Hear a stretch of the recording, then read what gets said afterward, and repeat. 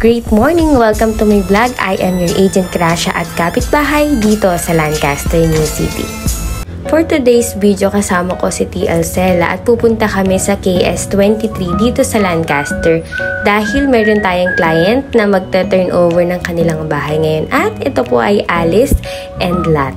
Ayan, ang ganda ng kanilang bahay. Kasalukuyan ngayong nagpuputol ng puno ang Lancaster.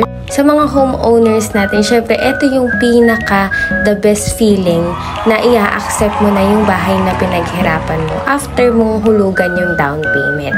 So, yung client namin, nung nag-avail siya ng bahay dito sa Lancaster, dalaga pa siya. At ngayon, kasal na siya at meron na siyang baby, diba? Ang bilis ng panahon.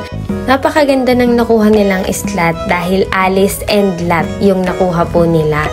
Pag-inspection for the check tayo ng mga windows, ng mga pinto, doorknob, yung mga ilaw natin, switches, yung CR natin kung okay. Yan para bago i-accept ng client natin, sure na okay na yung bahay nila para malipatan na din nila kaagad. Ito pa lang aming client. Hi ma'am, congratulations! Sa mga gustong magkabahay at gustong i-check etong ating Alice Townhouse dito sa Lancaster, i-message nyo lang po ako. Free tripping tayo everyday.